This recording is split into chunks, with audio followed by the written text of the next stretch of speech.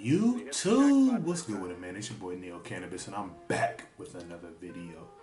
So today we're gonna talk about one of the delivery service basics, one of the most basic strategies that you need to understand when running a delivery service, and that is whether you want to run your service in the form of an ice cream truck, pizza shop, or a hybrid model. So we'll touch on all three.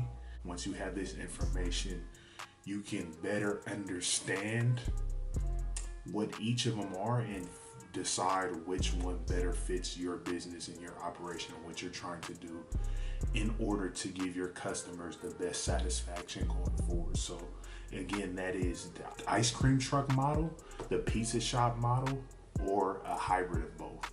To talk first about the ice cream truck model, that is, your drivers will go out every day with a set amount of inventory, and they don't come back until the end of the day, similar to an ice cream truck.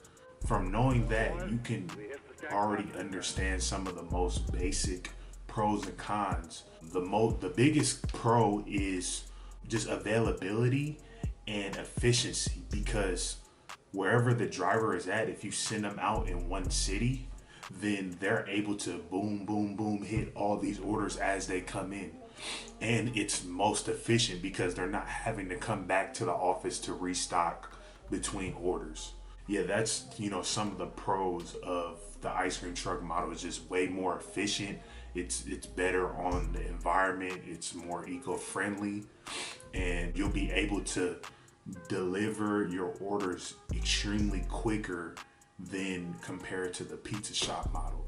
To touch on the pizza shop model, that is exactly what you think it is. It's the drivers will wait at the office or wherever your home base location is, and they only go out as the orders come in. So maybe you get 2 or 3 orders kind of in the same area. You'll prepare those orders and then give them to the driver, and they'll go complete those 2 or 3 orders, or sometimes it may just be 1 order, and they'll come back to the office. So with that model is great for businesses who are just starting up, because if you're just starting up and you only are getting 5, 7, 8 orders a day, it doesn't really make sense to pay a driver to be sitting out all day on the presumption that you're gonna get more orders than what you usually get, because 5 orders a day is not going to gain you any profitability if you're having to pay your driver an hourly wage.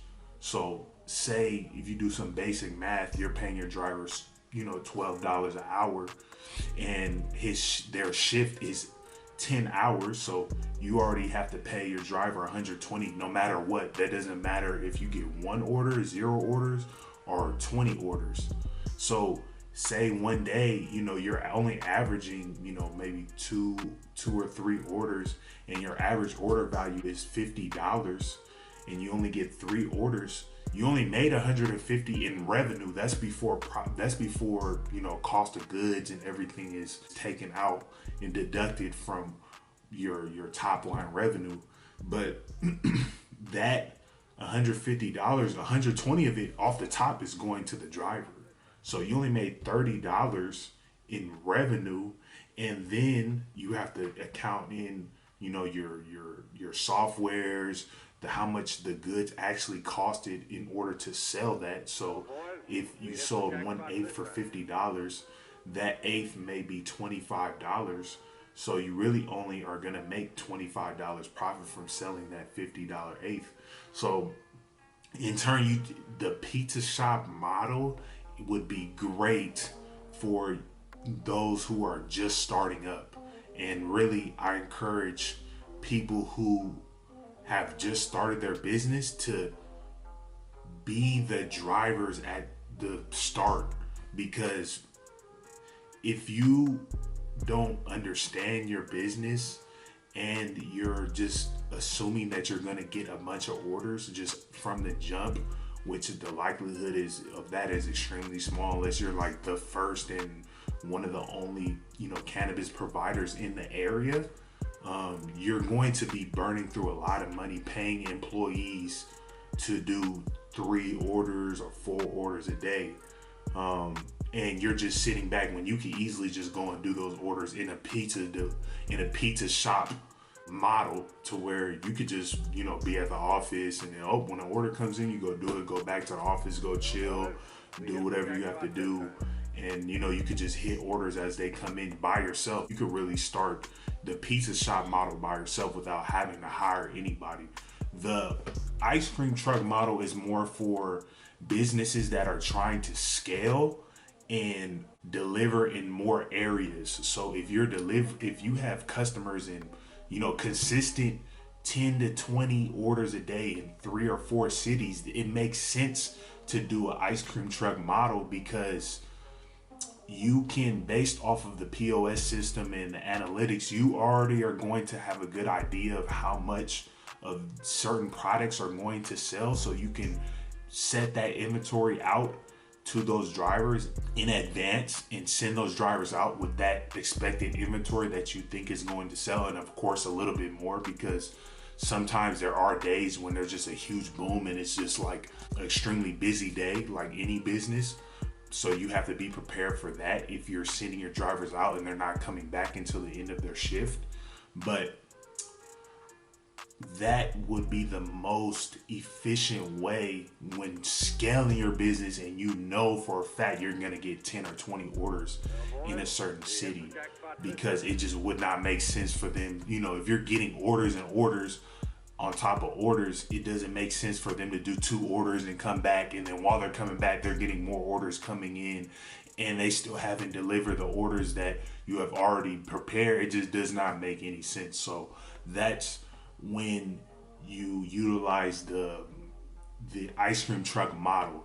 So you want to use both of these models step by step while building your business from the ground up, because most people who are watching my channel are people who are, probably self-funded, and they have limited amounts of capital to work with. If you have millions of dollars to invest into the business from the jump, then yeah, you can just jump right into the ice cream truck model, because you have you're already assuming those employee costs that are going to be worked into your budget. That's when the ice cream truck model would make sense just from the jump, if you already have millions of dollars of capital to spend on this delivery business venture. But for most average people just starting the business, who have maybe only $30,000, $40,000, $50,000 to work with, even $100,000, that money is going to go fast, and you want to use that money on things that have a direct correlation to the growth of the business initially. And having employees initially doesn't really have a direct correlation to the growth of the business. It's kind of just another expense, like an office, you know what I mean?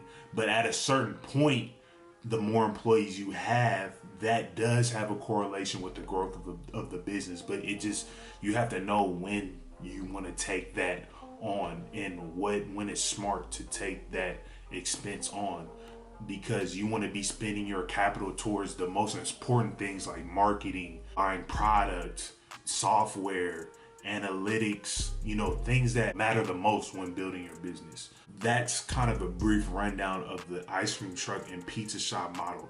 And then once you get to like a super high level where you're doing hundreds, if not, thousands of orders a day, that's when these companies start working in this hybrid model, because what the hybrid model allows for is the best of both worlds, because it allows you to have a way broader spectrum of a menu. Customers will still be able to order really whatever they want, because when you send drivers out for the day in the ice cream truck model, you can only send them out with a certain amount of product, because most states have regulations on how much product a driver can have at one time. And then they're driving in a car. You can't send them out with the whole office supply. You have to, be concise, and there's always a threat of Of course, with anything, there's a threat of stuff being damaged or theft. You want to mitigate that as much and be smart enough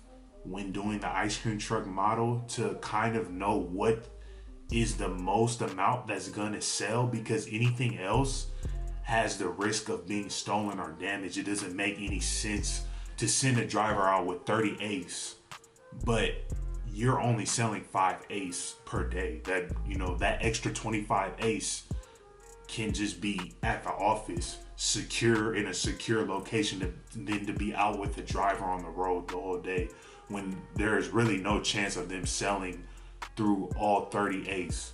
Like always, like, share, comment, subscribe. If you're interested in learning more about how to run a compliant and efficient cannabis delivery service, such as one like mine, check out the ebook in the link below. And it's 30 plus pages of everything I've learned from running my delivery service in the state of California.